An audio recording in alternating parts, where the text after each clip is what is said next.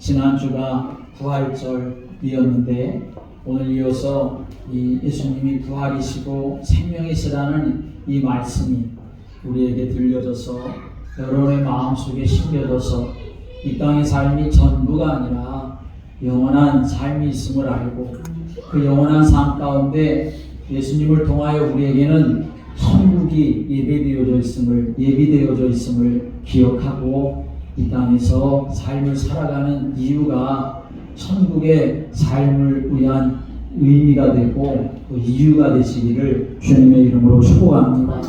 우리 항상 생각해 보아야 합니다. 내가 예수님을 믿어서 구원받았다 그렇게 우리가 믿고 있지만 우리가 삶을 살아가는 동안 그것이 잘 유지됩니까? 그렇지 못할 때가 너무나 많습니다.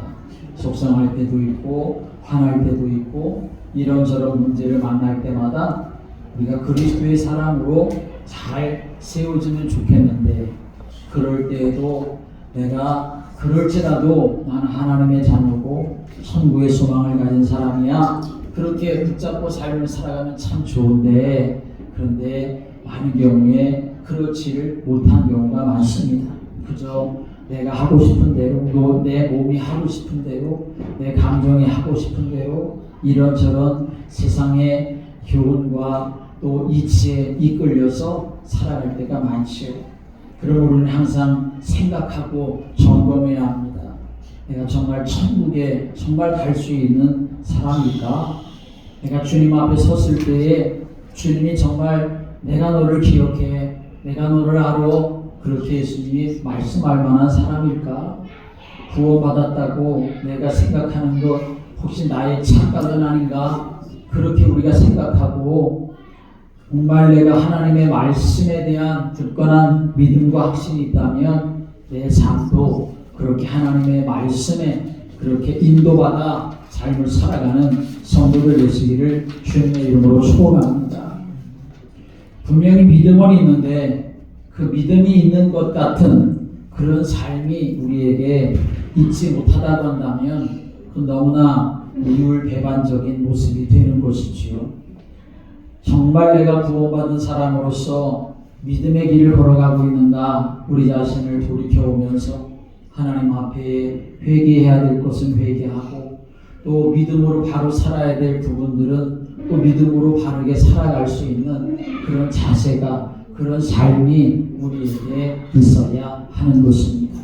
그게 바로 예수님을 믿는 사람인 것이지 예수님을 믿는다고는 말하지만 그러나 믿는 것과 삶이 온전하지 못하다고 한다면 주님이 그 사람을 바라보실 때 정말 기억할 만한 사람이 되고 천국의 백성으로 인정해 주실 만한 사람이 될 수가 있겠습니까? 구원이 불완전하다는 말이 아니라 구원받은 사람으로서의 삶이 우리에게 반드시 있어야 된다는 것을 우리는 기억해야 하고 그런 삶을 살아가야 합니다. 오늘 예수님은 나는 부활이요 생명이다 라고 이렇게 말씀을 하셨습니다. 이 말씀이 무슨 말씀이겠습니까? 예수님에게는 죽음도 문제가 되지 않는다 라고 하는 것이죠. 그런데 많은 사람들은 죽음 앞에 두려워하는 죽음 앞에 걱정스러워하는 사람들이 너무나 많이 있습니다. 먼저 오늘 말씀 앞에 두 사람의 죽음에 대한 이야기를 여러분들에게 드리고 같이 나누고 싶습니다. 한 사람은 누구냐 하면 프랑스의 철학자 폴 사르트르라고 하는 사람입니다. 여러분 한 번쯤은 그래도 학교 다닐 때 고등학교 또는 중학교 그런 시간에 들어봤을 만한 그런 이름입니다. 프랑스의 대철학자입니다. 실존주의 철학자입니다. 실존주의라고 하는 것은 그냥 한마디로 말하면 눈에 보이는 것, 내 손에 만져지는 것, 그게 전부라고 생각하는 그것을 바로 실존주의라고 말하는 거지요. 실존주의 철학자였고 아주 뛰어난 그런 문호였기 때문에 책들도 많이 그렇게 이제 쓴 사람입니다. 그런데 실존주의 철학자로서 이 사람은 무신론자였습니다. 무신론자였기 때문에 종교에 대해서 특별히 이 기독교에 대해서 매우 비판적인 사상을 가지고 그렇게 사람들에게 가르쳤던 사람입니다. 인간의 종교적 가르침이 없어도 사람은 충분히 선하게 살 수 있고 잘 살 수 있다라고 생각하며 가르쳤던 사람이죠.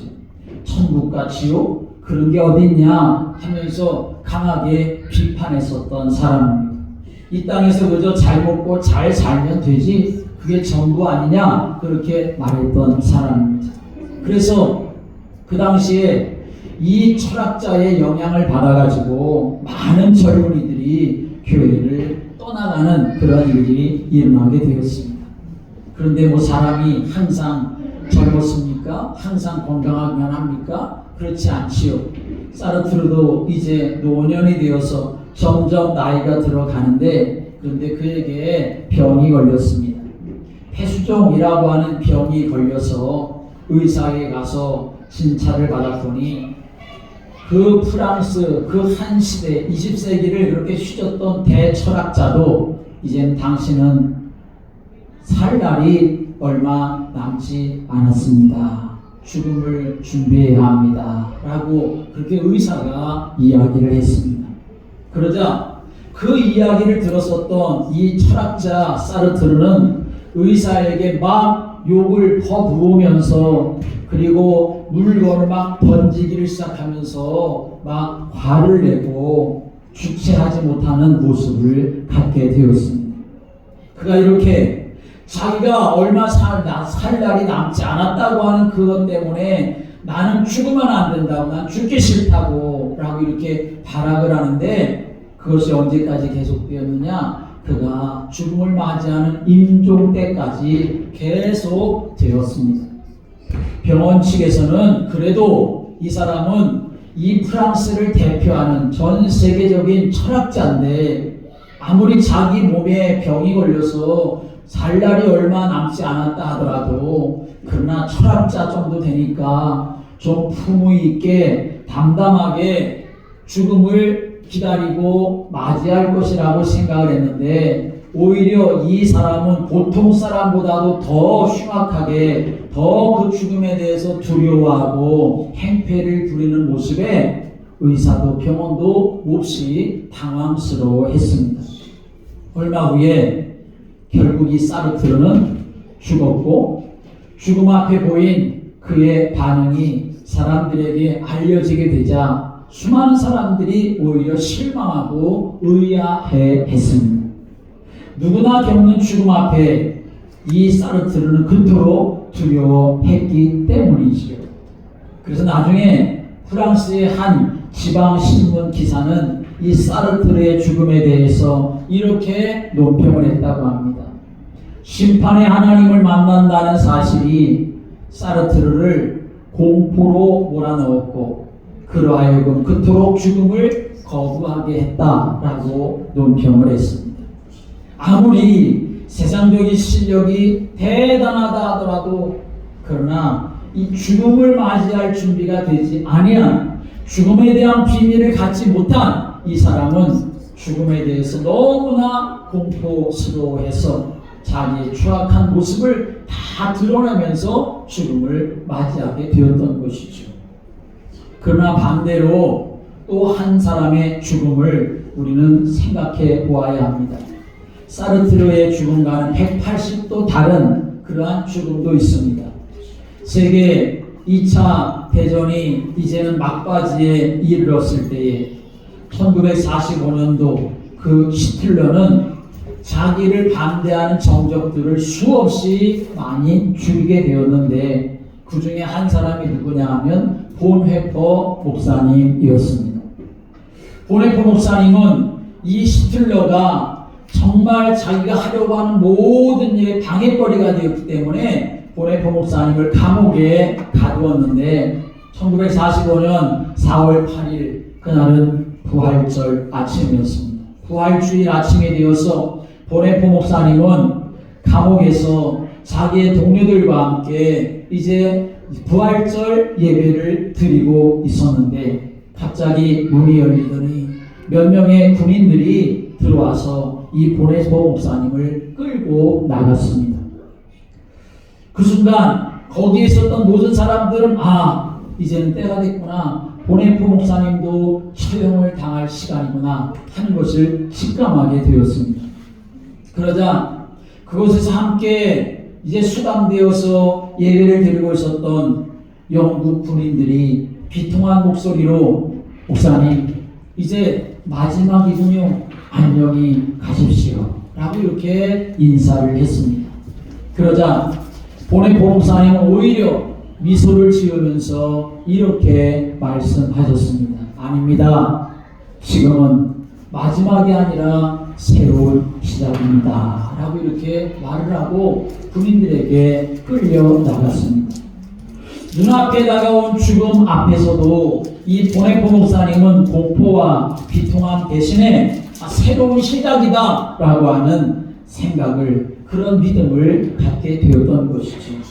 그 당시에 이 독일 클로센부르크 강제 수용소, 보네포 목사님이 거기에 수용되어 있었는데 그 수용소 안에 군의관이었었던 마틴 베스게라고 하는 이 군의관은 그날 아침 일기를 이렇게 썼습니다.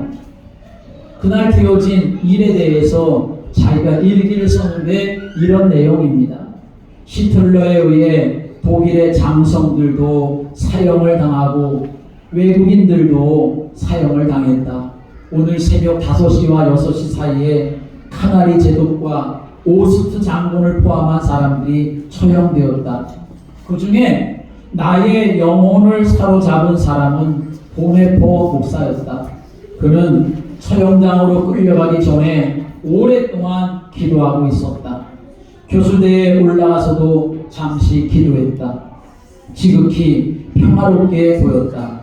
오랫동안 사형수를 보았지만 나는 그런 죽음을 본 적이 없다. 저렇게 평안하고 기쁘고 담대하게 죽음을 맞이하는 사람은 아무도 없었다 라고 이 군의관은 자기 일기장에 그렇게 기록을 했습니다. 오늘은 부활절 두 번째 주일입니다.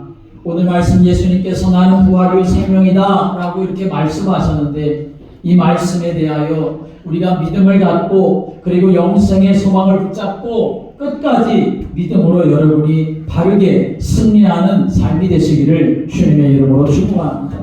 오늘 우리가 읽은 요한복음 11장 말씀은 죽은 나사로가 다시 살아나는 사건입니다.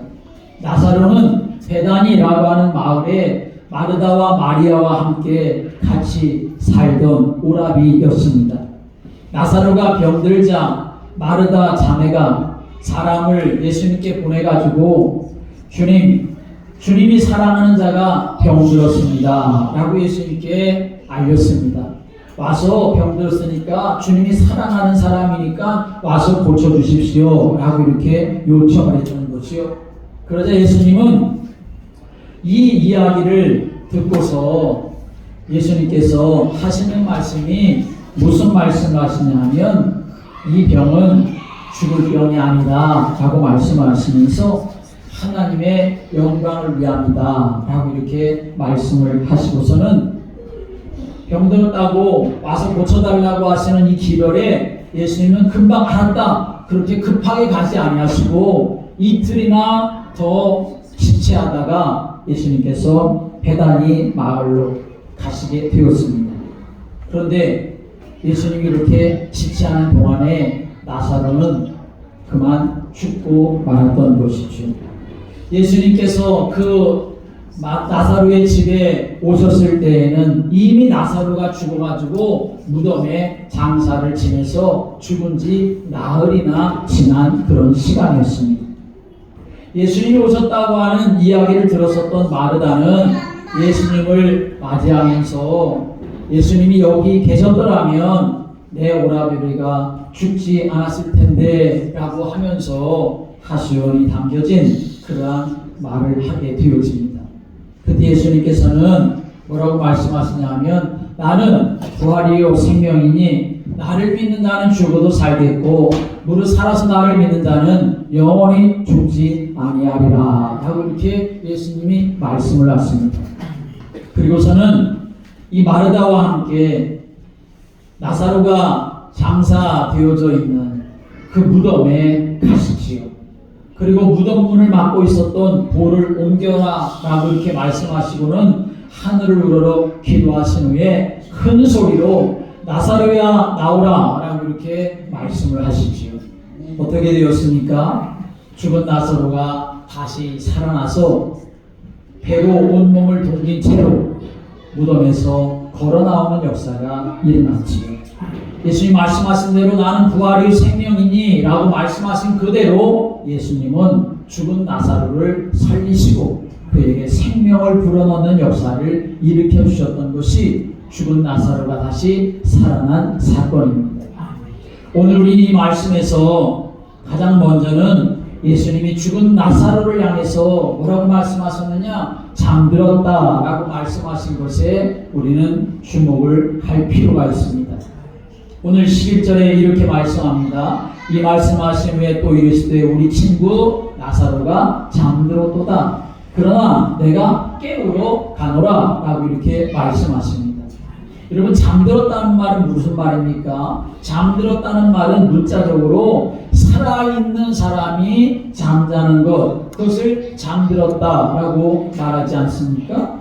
그런데 예수님은 지금 죽어있는 나사로를 향해서 잠들었다라고 이렇게 말씀하고 계시다는 것이에요. 그러자 제자들이 아니 분명히 죽었는데 근데 예수님은 잠들었다고 하니 제자들이 말하기를 아니 그러면 잠들었으면 이 나사로가 다시 낫겠습니다 라고 이렇게 말을 하지요. 그러자 이번에 예수님은 다시 나사로가 죽었다 라고 이렇게 예수님이 말씀하십니다. 한번 이 말씀 한번 읽어볼까요? 같이 한번 읽어보겠습니다. 11절 말씀부터 읽어볼까요? 시작. 이 말씀을 하신 후에 또 이르시되 우리 친구 나사로가 잠들었도다. 그러나 내가 깨우러 가노라. 제자들이 이르되 주여 잠들었으면 낫겠나이다. 예수는 그의 죽음을 가리켜 말씀하신 것이나 그들은 잠들었으는 것을 가리켜 말씀하신 줄 생각하는지라. 이에 예수께서 밝히 이르시되 나사로가 죽었느니라. 예수님은 나사로가 잠들었다고 하시더니 그래서 제자들이 잠들었으면 다시 낫겠나이다 라고 말하니까 이번에 다시는 또 예수님이 죽었다 라고 이렇게 말씀하고 계십니다. 예수님께서 이렇게 말씀하시는 이 의미가 무엇인지를 우리는 잘 이해해야 합니다. 예수님은 나사로가 분명히 죽었고 이미 무덤에 장사된 것을 아셨지만 죽음이 끝장난 것으로 죽음이 절망으로 간주하지 않으셨기 때문에 그래서 예수님은 나사로가 죽은 것이 아니라 잔다라고 말씀을 하신 것입니다. 그리고 실제로 예수님은 나사로의 무덤으로 가서 장사된 지 나흘이나 되어서 썩은 악취가 나는 그 무덤을 향해서 잠자는 나사로를 깨우듯이 나사로야 나오라 라고 이렇게 말씀을 하셨습니다. 그 순간 어떻게 되었습니까? 죽었던 나사로가 마치 잠자던 상태에서 깨어 일어나는 것처럼 그렇게 예수님 앞에 살아 나왔던 것을 성경 우리에게 증거하고 있습니다. 이런 경우는 이 나사로에게만 있지 않았습니다. 성경을 보면 가버나움의 회당장 야이로의 딸이 죽었을 때에도 예수님께서는 그 딸이 사람들은 죽었다라고 하는데 아니 실제로 죽었는데 근데 예수님께서는 죽었다 하지 아니하시고 예수님은 잔다라고 말씀하셨던 것을 우리가 볼 수 있습니다. 마가복음 5장의 말씀에 오면 회당장 야이로가 예수님 앞에 와가지고 예수님께 말합니다. 내 어린 딸이 죽게 되었습니다. 그러니까 빨리 내 집으로 좀 오셔가지고 나와 함께 내 집으로 가셔서 내 딸을 좀 고쳐주시고 살려주십시오. 예수님께 찾아와가지고 예수님 앞에 무릎 꿇고 간청을 하게 됩니다. 그래야 예수님이 그 회당장 야이로의 말을 듣고서 예수님이 같이 그 사람의 집으로 가는데 이제 중간에 일이 생기게 되었습니다. 어떤 일이 생겼냐 하면 예수님이 가시는 중에 12해를 혈루증으로 앓던 여자가 예수님께 와가지고 예수님의 뒤로 가서 예수님의 옷자락을 만짐으로 인해서 낫는 그런 역사가 일어나게 되어지지요. 그것 때문에 지체가 되지 않았습니까? 빨리 가야 되는데 시간이 지체돼서 이렇게 있을 때에 야이로의 집에서 하인이 기별을 가지고 왔습니다. 무슨 기별을 가지고 왔냐면 당신의 딸이 죽고 말았습니다 라고 하는 기별을 가지고 왔던 거죠. 예수님 모시고 가는 중에 일이 생겨서 지체가 되는 바람에 딸이 죽었다고 하는 소식을 들었을 때에 회당장의 마음이 어떠했겠습니까? 이제 예수님 모시고 갈 때는 됐어, 예수님 가시기만 하면 돼 라고 하는 그 마음을 가지고 갔는데, 그런데 지체되는 바람에 죽었다고 하는 소식이 들렸을 때 이 회당장의 마음에는 얼마나 큰 낙심이 되었겠습니까? 그때 주님은 뭐라고 말씀하시냐면 두려워하지 말고 믿기만 하라 라고 이렇게 말씀을 하십니다. 여러분, 우리가 삶을 살아가면서 두려워할 만한 상황도 생기고 낙심할 만한 상황도 생기고 절망할 만한 상황도 생기는데, 그런데 주님은 그 자리에서 우리에게 무슨 말씀하시냐? 두려워하지 말고 믿기만 하라, 믿음 갖기를 원하는 줄을 믿으시기 바랍니다. 예수님이 없다면 절망해야 하지만, 예수님이 없다면 두려워해야 하지만, 그러나 예수님이 계시기 때문에 예수님 우리에게 너 믿음 가지면 돼 라고 말씀하시면서 우리를 붙들어 주시고 인도해 가시는 줄을 믿으시기 바랍니다. 그렇게 말씀하시고는 베드로와 야고보와 요한 제자들을 데리고 야이로의 집으로 가십니다. 가서 보니까 어떤 상황입니까? 딸이 죽었기 때문에 사람들이 울고 통곡하고 있었지요. 그때 주님은 이렇게 말씀하십니다. 어찌하여 떠들며 울고 있느냐?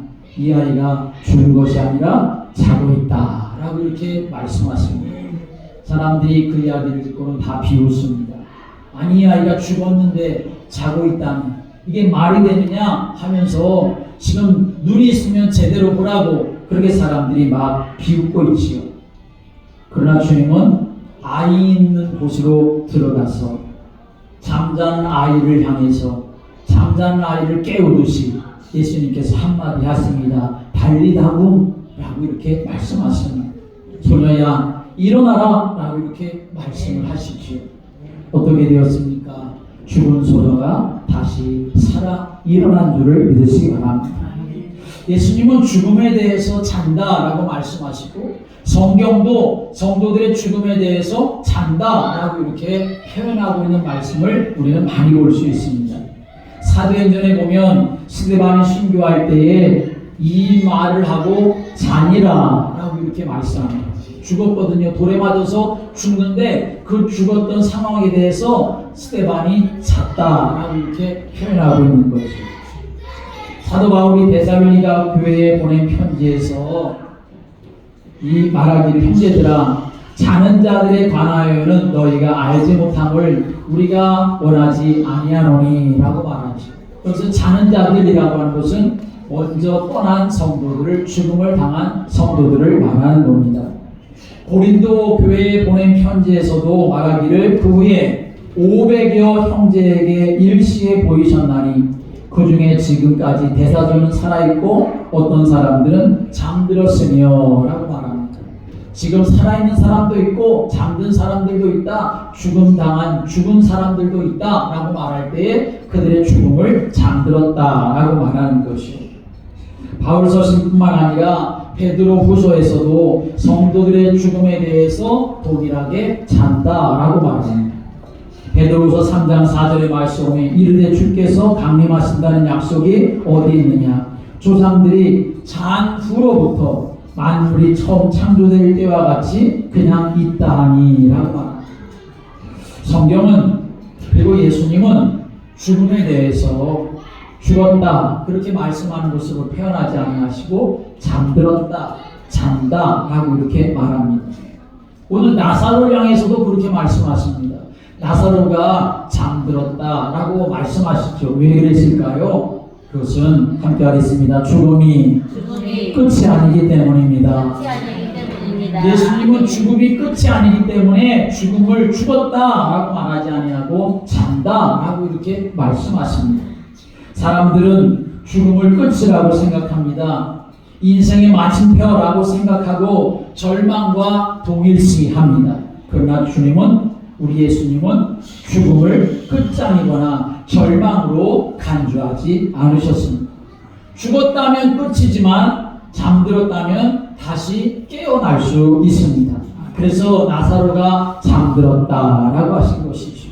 그렇습니다. 부활이요 생명이신 예수님께서 깨우지 못할 자, 살리지 못할 자가 없다는 사실을 믿으시길 바랍니다.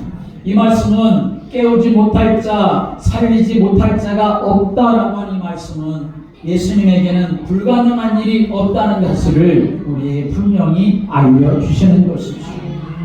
성경은 에베소서 2장 1절의 말씀 보면 허물과 죄로 죽었던 우리라고 이렇게 말씀하고 있습니다.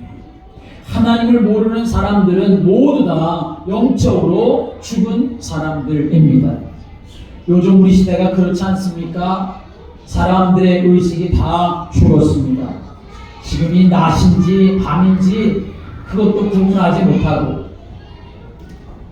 내가 지금 무엇을 해야 할지 그것도 구분하지 못하고 그저 살아갑니다. 법도 죽고, 정의도 죽고, 양심도 죽고, 영혼마저도 죽고, 그저 욕망이라고 하는 무덤에 누워가지고 죽은 사람처럼, 아니면 잠자는 사람처럼 그저 세상 흘러가는 대로 그렇게 흘러가고 살아가고 있습니다. 오늘 여러분 어떻습니까? 나도 혹시 그런 사람 중에 하나는 아닙니까? 예수를 믿는다고 하는데 소망은 하나도 없이, 예수를 믿는다고 하는데 절망 가운데만 빠져있고, 예수를 믿는다고 하는데 나의 본분을 놓쳐버리고, 내가 정말 지금 무슨 일을 해야 되는지, 어떻게 해야 하는지 그걸 내가 놓쳐버리고 삶을 살아가고 있지는 않습니까? 이렇게 죽은 자처럼 살아가고 있는 모습을 우리는 많이 볼 수 있죠. 그런데 이렇게 그 영이 죽고 양심이 죽은 인간들을 누가 와서 깨우쳐 주셨습니까? 누가 와서 살려주시고 누가 와서 깨워주셨습니까? 예수님이 그리스도로 오셔서 진리의 말씀으로 우리를 깨워주시고 우리에게 영원한 생명을 회복시켜 주신 줄을 믿으시기 바랍니다. 예수님은 나 죽은 뒤 나흘이나 되었습니다, 무덤에 장사되었습니다 라고 이렇게 말할 때에 예수님은 나사로가 잠들었다, 내가 깨우러 가겠다 라고 이렇게 말씀하신 것처럼 예수님은 지금도 우리에게 찾아오셔서 우리의 잠자는 영혼을 깨우십니다. 무뎌진 영혼을 깨우십니다.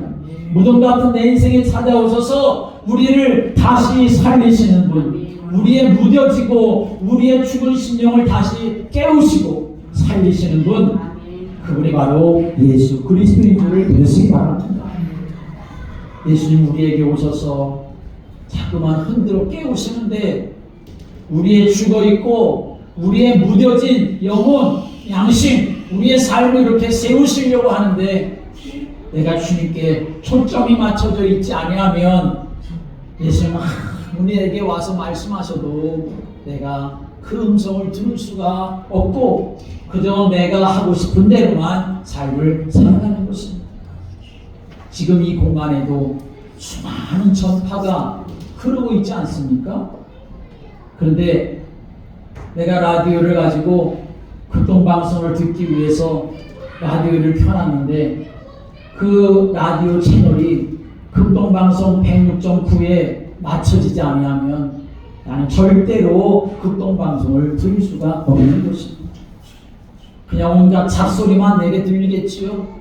아니, 라디오가 왜 이래, 이거 고장난 거야? 왜 이렇게 신통치가 않아? 그렇게 탓할 이유가 하나도 없습니다. 라디오의 채널을 그 106.9라고 하는 채널에 정확하게 맞춰야 내가 들을 수 있는 그 복된 소식을 들을 수가 있는 것입니다. 주님은 우리의 영혼을 깨우시는 분입니다. 우리의 생명을, 우리의 심령을 살리시는 분입니다. 무뎌진 우리의 영혼을 다시 회복시키기 위해서 십자가에 달려 죽기까지 하신 분이십니다.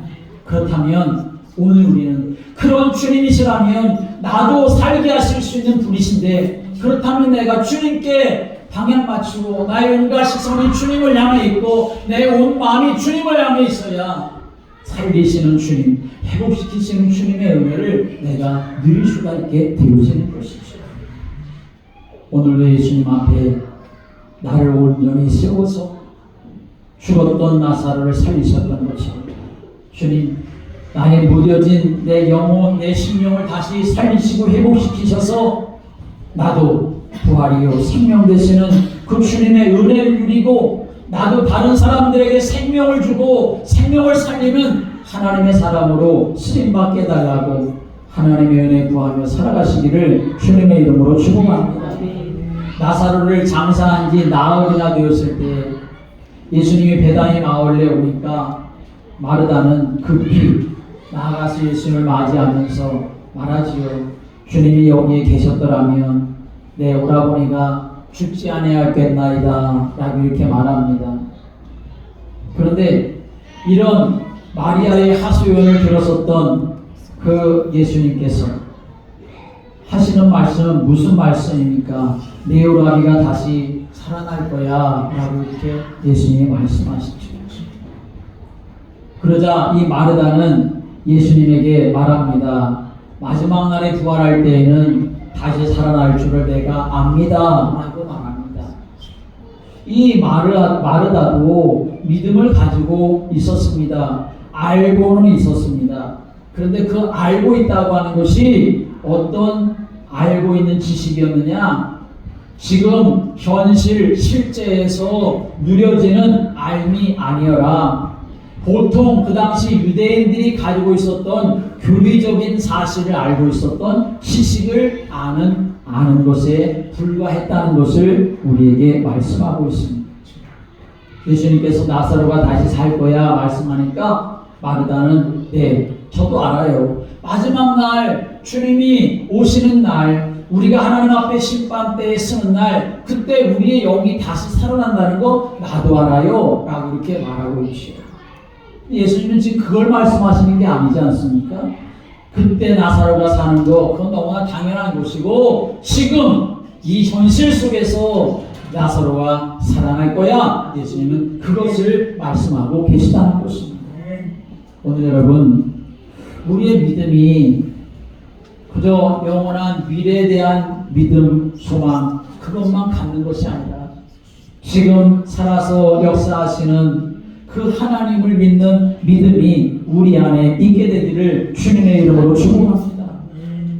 저도 부족할 때가 너무나 많아서, 연약할 때가 너무나 많아서 정말 내가 이런 믿음 가지고 살아갈 수 있을까? 그런 생각을 할 때가 많이 있지만, 그러나 오늘 다시 한번 예수님이 하셨던 이 말씀, 그리고 이 마르다의 이 믿음의 모습 바라보면서 아니지, 오늘 지금 이 자리에 역사하시는 하나님의 능력과 그 은혜를 믿는 믿음 가지고 하나님 앞에 기도하며 하나님 앞에 나아가야 된다는 사실을 다시 세워야 하는 것입니다. 아무 일이 안 일어난다 할지라도, 그러나 지금도 하나님은 역사하시고 성령님 이 자리에 운행하고 계심을 믿으시기 바랍니다. 우리가 그 믿음 가지고 살아야 세상의 마음과 생각 빼앗기지 아니하고 주님과 동행하며 삶을 살아갈 수 있고 하나님 앞에서 삶을 살아가는 사람이 될 수가 있는 것입니다. 교리적인 믿음, 나도 알아요. 언젠가인지 모르지만 미래에 주님 다시 오시는 그때에 나사로가 다시 살 것을 알아요 라고 하는 그 믿음을 가지고 산다면 우리의 믿음은 너무나 피상적인 믿음이 될 것이고, 지금은 뭐 내가 좀 이렇게 살아도 괜찮겠지, 그걸 자기 스스로 그렇게 안위하면서 죄 가운데 나를 내어주면서 살아가는 사람이 될 수밖에 없습니다. 오늘 예수님이 나는 부활이요 생명이다, 나를 믿는 자는 죽어도 살겠고 살아서 나를 믿는 자는 영원히 죽지 않는다 라고 하시는 이 말씀 앞에 나 자신을 잘 세우고 지금 생명이 되시고 지금 살아서 역사하시는 주님 앞에 나를 세워서 내가 생명 있는 자로 내가 부활의 능력을 가진 자로 그렇게 삶을 복되게 살아가시기를 주님의 이름으로 축복합니다. 이제 나사로는 무덤 앞에 무덤에 누워져 있었지만 예수님은 무덤문에 가셔서 하늘로 기도하신 후에 예수님께서 나사로야 나오라 라고 이렇게 말씀을 하십니다. 그러자 어떻게 되었습니까? 44절의 말씀 오면 이렇게 말씀합니다. 44절을 같이 읽어볼까요? 시작. 44절 시작. 죽은 자가 수족을 배로 동인 채로 나오는데 그 얼굴은 수건에 쌓였구나. 예수께서 이르시되 풀어놓아 다니게 하라 하시니라. 아멘. 예수님이 말씀하시죠. 죽은 나사로가 수족을 배로 동인 채로 걸어 나오게 되었음을 성경 우리에게 증거하고 있습니다. 내가 말을 많이 해서가 아니라 예수님이 말씀하시고 예수님이 역사하시는 그런 삶이 우리에게 필요한 것이죠. 정말 예수님이 역사하시도록 은혜를 구하고 하나님의 은혜를 정말 사모하는 믿음의 사람이 되어야 하는 것입니다. 예수님은 죽음과 그리고 생명의 모든 권세를 가지고 계신 분이십니다. 그러므로 주룩 같은 내 인생도 다시 살릴 수 있는 분이시고 영원한 생명으로 우리를 이끌어 가시는데 그 영원한 생명 안에 우리가 거할 때에 주님이 베푸시는 은혜를 우리의 영혼이 풍성하게 누리기 위해 이 땅의 삶을 살아가는 동안 주님과 동행할 수 있는 그런 성도로 우리가 살아가야 합니다. 어떤 주일학교 교사가 아이들에게 부활절의 의미를 짧은 글로 표현해보라 하는 그런 과제를 내고 부활주일에 발표하게 했다고 합니다. 그런데 한 아이의 노트에는 마침표와 물음표와 그리고 다시 마침표 이 세 가지가 그렇게 적혀 있었습니다. 도대체 너는 이게 뭐 한 거야? 이게 무슨 뜻이야? 라고 이렇게 묻자 그 아이는 이렇게 설명했다고 합니다. 예수님이 죽자 제자들은 모든 것이 끝났다고 생각했어요. 그래서 마침표를 찍은 거예요. 그런데 제자들은 그때부터 질문하기 시작했어요. 왜 예수님은 그렇게 쉼없이 죽으셨을까? 그래서 물음표예요.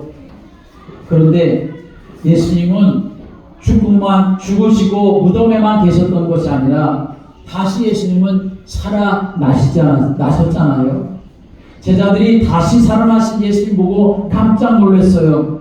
그리고 제자들은 모든 것이 다 달라졌어요. 그래서 내가 다시 느낌표를 찍은 거예요. 라고 이렇게 이 아이는 설명을 했다고 합니다. 여러분, 우리는 인생을 살아가면서 내 인생에다가 어떤 표시를 하겠습니까? 느낌표를 표시하겠습니까? 물음표를 표시하겠습니까? 또다시 세 번째 느낌표를 표시하겠습니까? 예수님은 부활이요 생명이십니다. 정확하게 말하면 부활하게 하시는 분이시고 생명을 주시는 분이 바로 예수님이십니다. 오늘도 나에게 다시 무너진 마음들이, 상한 마음들이 다시 회복되어지게 하시는 분이 예수님이신 것을 우리가 기억하고 육체의 질병뿐만 아니라 창조주가 되시고 생명의 주인이 되시는 주님이 내 안에 오셔서 나의 영혼이 날마다 하나님의 은혜로 살고 감동케 되어지는 은혜를 사모하고 누려가는 그런 믿음의 성도들 되시기를 주님의 이름으로 축복합니다. 기도드리겠습니다. 예수님,